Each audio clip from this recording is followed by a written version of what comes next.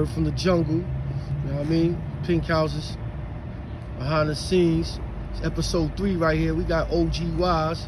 What's up? What's up? What's up? What's good, OG Wise? Tell them about Pink houses, man. How long you been out here, brother? Or when you first touched down? I first moved out here in 1970. My mom was pregnant with my little brother when I moved out here. 1970.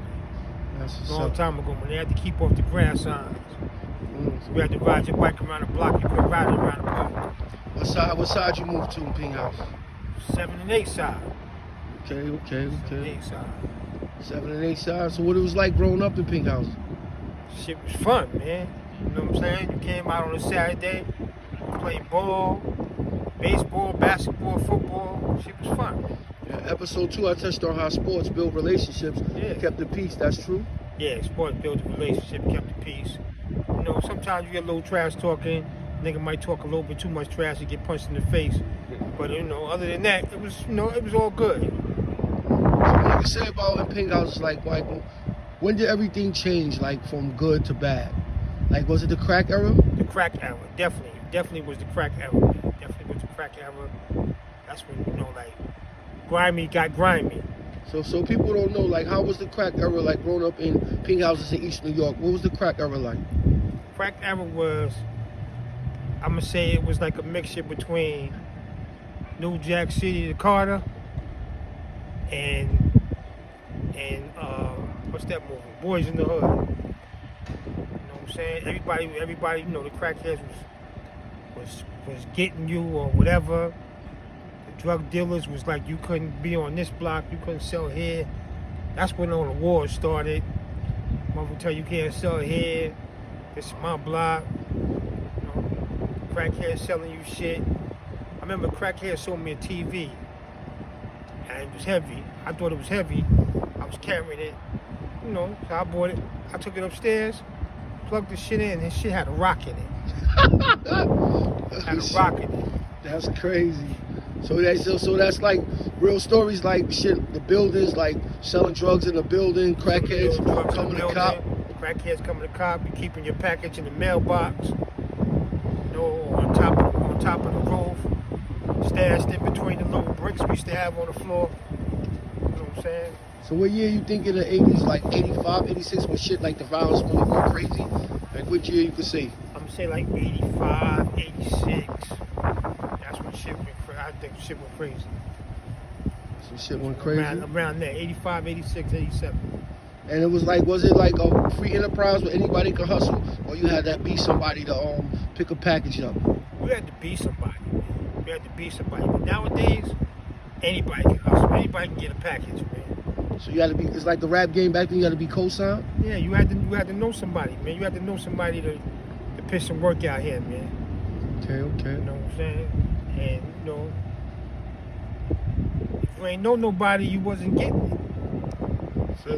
You wasn't getting no money, and the boss was looking to get you. So do you know anybody personally that lost their life to the crack game, to the crack era? Yeah, I personally know some people that lost their life to the crack era, man. You know what I'm saying? I don't want to reveal no names. Nah, we ain't gonna, on this documentary, I said in the last episode, we ain't saying no names and we ain't recreating no scenes for clout. Nah. The name should remain nameless. Remain nameless. That's you know what I mean? But just let the people know that's tuning in right now. Like, back in then, when you was like a teenager growing up in East New York, like, what could you say separate East New York Pink Houses from other areas in New York City? Violence. We had growing up, man, it wasn't a lot of gun violence. You know what I'm saying? But your knuckle game gotta be A1 day one. A1 day one? Yeah. Okay. Your knuckle game gotta be A1 day one. So if you couldn't fight, you couldn't come outside? Come outside, motherfuckers ain't gonna fuck with you, man. But if you can't fight, don't run your mouth, man. So you think, like, living in the projects and, there's a lot of people in the community, especially in the projects, got a couple of thousand people living on top of each other. You think that leads to the violence because people always on top around each other? Yeah, it's no elbow room. Right, You know what I'm saying? I'm bumping into you bumping into me, I'm bumping into the next person. There's no space. You know what I'm saying? Mm-hmm. It's like sardines in a sardine can. I want to touch on another thing because I know you're OG, you've been around. Do you tell them about the jams on Pink House Day? Just the jams and Man, it's crazy because I watched your first two episodes, and I heard you talk about Pink House Day and you was touching. The Pink House Day was crazy. so I told we had the best days, we right? had the best days. I mean, motherfuckers from everywhere came over here. Brownsville, Bed-Stuy, Crown Heights, Flatbush.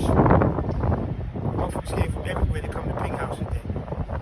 But the funny thing about Pink House Day is that every time I would go to the store to go get a bottle or go get some beer, I would come back and the shooting would happen. I missed the shooting. That was like putting on your sneakers. That was bound to happen. Yo, but everybody, you know, it was cool. You know, they had the blocks blocked off. You know, they changed the bus route so it wouldn't run through the projects. Kids could play in the streets. But once that sun went down, it was a whole new different atmosphere. Take the kids in the house, right? It was a whole new thing. I mean, you could barbecue, you know, to the next day, man. But once that sun went down, it was a whole new different world. And because of that, now we don't even have a Pink House Day. Or if we do, once 5 o'clock come, you gotta pack this shit up. So do you feel like people made that happen? Like we to blame for it, the residents? Yeah, I believe that we blame. I believe because you know, some of us extended violence. We pushed the envelope and bought the violence. You know, and that's why we got these. They putting up these cameras. You know what I'm saying? They put locks on the door. Remember, you ain't have no intercom to come in the front door when I first moved in here, man. You walked right in the door. But now shit done changed. You know, they wanna push us out and move Becky and Phil in. Yeah, gentrification, huh? Yeah. They Becky and Phil in. You know, they selling most of these developments NYCHA. Yeah. They don't sold half of the projects in East New York.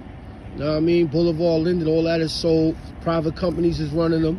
Know what I mean? By 2025, I heard Pink House next. They're gonna get their own security in here. Yeah. You know, they're gonna get their own little maintenance mans in here. And like I said, you know, they're gonna push us out slowly but surely. One day you're gonna see Becky living next door to you. The next thing you know, they're gonna say, yo, here's $5,000, you gotta move out, man. So you think change is good or bad? I mean, I grew up in this neighborhood, man. I'm always loved this neighborhood, man. But change is bound to happen, man. Yeah, what up? It's a fact, man. That's a super fact. Change ain't always a bad thing, right? Yeah, change ain't always a bad thing as well, but you know it's bound to happen. And we brought it on ourselves, man. Right. If we had just followed, you know, the rules and regulations, we could police ourselves, we probably wouldn't be going through what we're going through now with these cameras up here. You know, these parked up in front of the building every day. You know what I'm saying? We brought that on ourselves because the violence, man. Well, because my side don't like your side, or somebody on your side don't like somebody on my side, and then his man don't like your man, his man don't like you, but his man don't even know why he don't like you. Right, it's a fact. So how you feel like right now at this current state, you feel like it got a little better because of this slowly trying to gentrify East New York and all that, and things is different and people can walk around smoking weed and stuff? Think it got a little better, you think? I don't know yet. I just gotta play it by ear, see how the cards fall on the table. Mm-hmm. But you know, I mean, me being living out here as long as I lived out here, I miss the old pink houses. Right. The old pink I miss the old pink houses, and where, you know, I mean, when I grew up, I could walk on any side. Right. You know what I'm saying? Now motherfuckers can't even walk across the street or go to a store. You know what I'm saying? Because of violence. You know what I'm saying? I touched on the last episode about the sides, there's 4 sides in pink houses, and we very territorial. Like, could you explain to the people what I meant by that, territorial? It's like, you know, like I'm gonna use the sports. When I grew up, I'm gonna use the sports terminology. You know, we would have our side, our little basketball squad from this side, and we go play caveman basketball squad. You know what I'm saying? Or we'll play the center side basketball squad, or Hollywood basketball squad. Right, so it's that pride of your side. And then, you know, it's that pride on your side. You know what I'm saying? And now, niggas done took that too far where, oh, you from that side, we hate you niggas. You know what I'm saying? Y'all shoot at us, we shoot at y'all. You know what I'm saying? And now it's real bad separation. You know, I mean, it was separation, of course, you know, the competitiveness, but now it's separation because of the violence. Mm-hmm. You know what I'm So saying? you want to tell some of these young bucks that's growing up out here, man, but you want to let them know from an OG that's been through it. Yo, put the guns down, man. You know what I'm saying? Throw your hands up, fight. Because, you know, if you shoot the wrong person, you kill the wrong person, man, you go to jail. When that cell closes, the first thing you're gonna say to yourself is, damn, why did I do this? You know what I'm saying? And trust me, I know. Laying in that cell for 10 years, I know. Every time that cell closed, I was like, damn, why did I do that? Salute, OG Wise on the check-in. You want to shout out anybody out, man? PH, man. I want to shout out the Hip Hop Room. I want to shout out my boy Mickey Bundles. I want to shout out Word from the Jungle. And I want y'all to be on the lookout for OG Talk in the makings right now. You know, I'm assuming the first episode will probably be out late May. Y'all just be on the lookout, man. We constantly working, man. All right, salute. Salute.